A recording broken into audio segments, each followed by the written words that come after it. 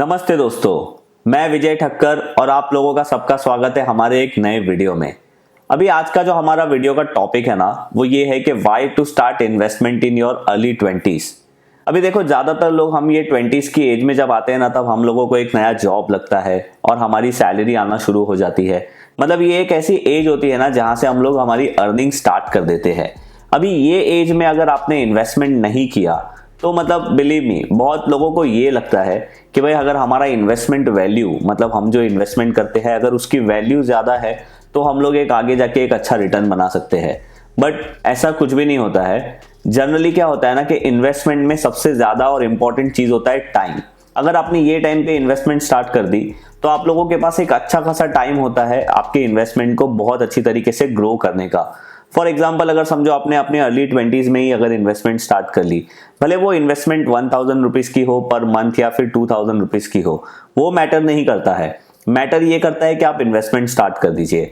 इससे क्या हो जाता है ना कि आप लोगों को डिसिप्लिन आ जाता है। मतलब आपके अर्ली 20s में ही आप लोगों को एक डिसिप्लिन आ जाता है मनी सेव करने के रिलेटेड। अभी बहुत लोगों को ये डाउट होता है कि भाई व्हेन टू स्टार्ट इन्वेस्टिंग। देखो, अभी जनरली हमारे इंडिया में इन्वेस्टमेंट के कोई भी रिलेटेड ऐसे कॉन्सेप्ट अच्छे हैं नहीं। मैंने बहुत लोगों को देखा है कि वो अपनी 40s की एज तक आ जाते हैं, 50s की एज तक आ जाते हैं और वो रियलाइज करते हैं कि उन्होंने अपने लाइफ में कभी भी कुछ भी इन्वेस्टमेंट किया ही नहीं था।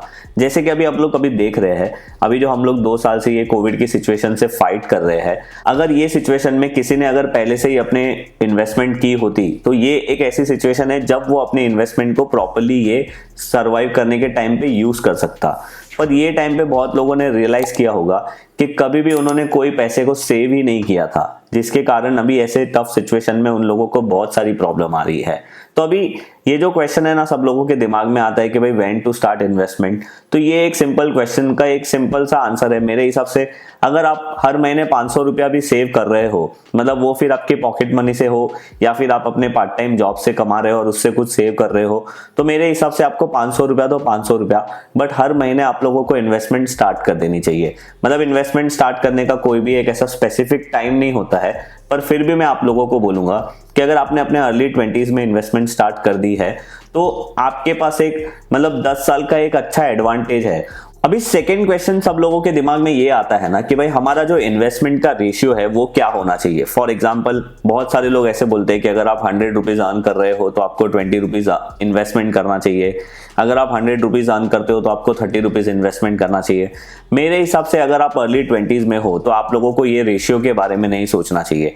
आपको सिर्फ ये सोचना चाहिए कि भाई अभी मैं कितना अर्न करता हूँ। फॉर एग्जांपल, आप 10,000 अर्न कर रहे हो और आपकी जो भी नीड्स है वो कंप्लीट करने के बाद, आपके जो भी मतलब इंपॉर्टेंट्स, आपके जो हर मंथ के कमिटमेंट है वो करने के बाद, अगर आप 1000 रुपीज भी सेव कर पा रहे हो ना, तो आप लोगों को वो 1000 से भी इन्वेस्टमेंट स्टार्ट कर देना चाहिए। देखो, ये जो रेशियोज वाला कैलकुलेशन होता है ना, वो मुझे ज्यादा समझ में नहीं आता है।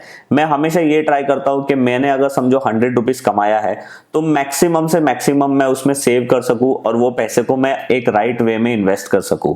तो मेरे हिसाब से ये रेशियो का जो कैलकुलेशन है ना, वो डिपेंड करता है पर्सन टू पर्सन। अगर आप समझो कोई अच्छे सेवर हो, मतलब आप ज्यादा पैसा सेव करते हो, आप हर महीने अच्छे कपड़े नहीं लेते, मतलब आप ज्यादा शॉपिंग नहीं करते, तो आप फिर 100 में से 30 रुपीज भी सेव कर सकते हो। पर अगर आप हर महीने शॉपिंग भी करते हो, समझो 1 साल में आप एक नया मोबाइल लेते हो, तो फिर आपके पास वो इतना मतलब सेव करने का ऑप्शन नहीं रहेगा। तो आप अगर 100 रुपीज में से 10 रुपीज भी करोगे तो भी चलेगा। बट मेरे हिसाब से मेरा सजेशन आप लोगों को ये रहेगा कि देखो, ये चीज़ों को हम लोग रेशियो में डिवाइड नहीं कर सकते, पर ट्राई करो मैक्सिमम से मैक्सिमम आप वहां पे इन्वेस्ट कर सको और सेव कर सको। Now why it is important to start investment in early life. अभी देखो, अगर आप अपने लाइफ में बहुत पहले से अगर इन्वेस्टमेंट स्टार्ट कर देते हो ना, फॉर एग्जांपल अगर आप 20s के हो और आप ये एज से इन्वेस्टमेंट स्टार्ट कर देते हो और आपने अगर समझो अपनी एज के 40s में आके आपने इन्वेस्टमेंट स्टार्ट की, तो उसका डिफरेंस क्या होता है ना, मैं आप लोगों को यहाँ पे दिखाऊंगा। अभी यहाँ पे आप लोगों को स्क्रीन पे मतलब एक इमेज दिखता होगा। ये इमेज में मैं ऐसा समझ रहा हूँ कि समझो आप एक 40 इयर्स के, मतलब आपकी एज अभी 40 है और आपने ऐसा सोचा है, this is just for an example, और आपने ऐसा सोचा है कि भाई अभी मैं हर महीने एक 1000 रुपीज को इन्वेस्टमेंट करूंगा और ये मैं मतलब 50 इयर्स तक करूंगा। जब तक मैं 50 इयर्स का नहीं होता तब तक मैं ये इन्वेस्टमेंट करूंगा। और हम लोग ऐसा सोच रहे हैं कि मार्केट में से हम लोगों को हर साल मतलब 20% का एक रिटर्न मिल जाएगा, जो मतलब बहुत ही मैं बेसिक रिटर्न पकड़ रहा हूँ 20% का। और यहाँ पे मैंने लिखा है कि भाई इन्फ्लेशन को एडजस्ट करना है, बिकॉज देखो हर साल महंगाई तो बढ़ेगी ही बढ़ेगी, और यहाँ पे मैंने इन्फ्लेशन का जो परसेंटेज है वो समवेयर अराउंड मैंने 6% को पकड़ा है, ठीक है। तो यहाँ पे कैलकुलेशन क्या हो रहा है कि आप अपने 40s की एज में हो, आपने हर महीना 1000 रुपीज इन्वेस्टमेंट करना है, आप जब 50s के होगे तब तक ही आप इन्वेस्टमेंट करने वाले हो, ऐसा आपने सोचा है। अभी आपका जो रिटर्न है वो 20% हम लोग ने कैलकुलेट किया कि हर साल इन्फ्लेशन 6% इसको इम्पैक्ट करेगा। तो अभी यहाँ पे देखो आपका 10 इयर्स के बाद जो आपकी टोटल इन्वेस्टमेंट है वो रहेगी समवेयर अराउंड 1.2 लाख, मतलब आपने 1.2 लाख ऑलरेडी इन्वेस्टमेंट कर दिया। और जब भी आपका इन्वेस्टमेंट मतलब आपका इन्वेस्टमेंट ईयर कंप्लीट हो जाएगा पूरा 10 ईयर, तो आपके हाथ में आएगा 2.62 लाख। मतलब यहाँ पे एक क्लियर चीज आप लोगों को दिख रहा है कि 10 इयर्स में आपने जो भी इन्वेस्ट किया उसका ऑलमोस्ट आपने डबल पैसा कमाया है, राइट। अभी आप सोचो आपके पास क्या गलत हो गया यहाँ पे। आपके पास यहाँ पे सिर्फ 10 इयर्स थे इन्वेस्टमेंट करने के लिए और आपने वो हिसाब से इन्वेस्टमेंट किया। ये मैंने सिर्फ 1000 रुपया सिर्फ एक एग्जाम्पल लिया है। अभी मैं आप लोगों को और एक एग्जाम्पल दिखाता हूँ। फॉर एग्जाम्पल हम लोग ऐसा सोचते हैं कि अभी आप अपने 40s में नहीं हो, अभी आप अपने 30s में हो, और आपने वही वाला कॉन्सेप्ट यूज किया है कि भाई मैं 50 साल का होऊंगा तब तक मैं एक इन्वेस्टमेंट करूंगा और हर महीने में 1000 रुपीज इन्वेस्टमेंट करूंगा। अभी यहाँ पे हम लोग ने बाकी सारे कैलकुलेशन को सेम रखा है, जो हमारा अमाउंट है उसको सेम रखा है, एक्सपेक्टेड रिटर्न को सेम रखा है, हमने इन्फ्लेशन को भी 6% पे रखा है।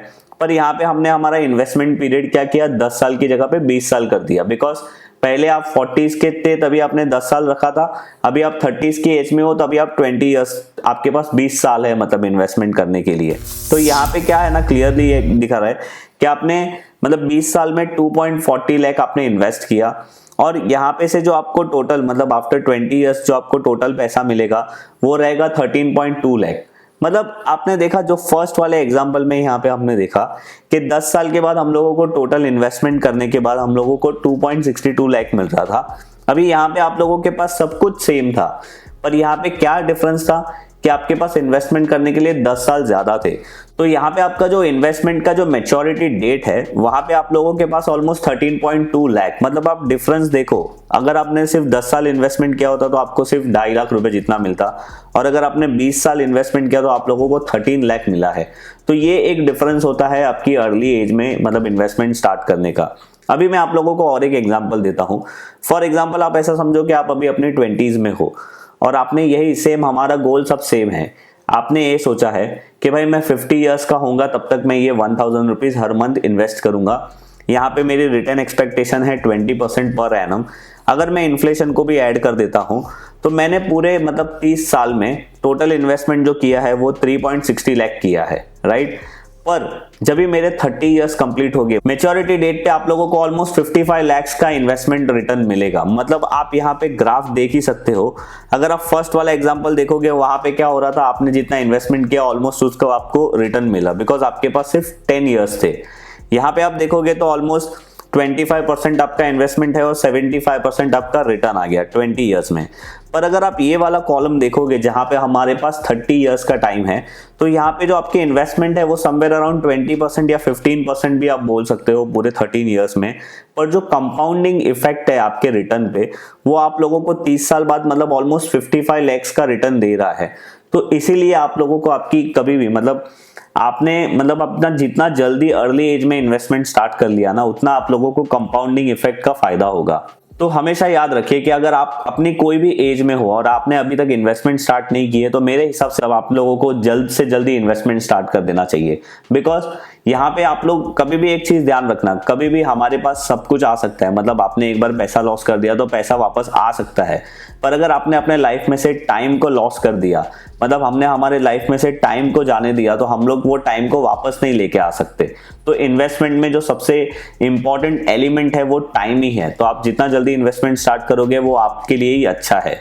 अभी आप लोगों को मैंने ये तो बता दिया कि आप लोगों को इन्वेस्टमेंट जल्दी से जल्दी स्टार्ट कर देना चाहिए। अगर आप अपने अर्ली 20s में स्टार्ट करते हो तो आप लोगों को टाइम का क्या मतलब एडवांटेज मिलता है एंड ऑल।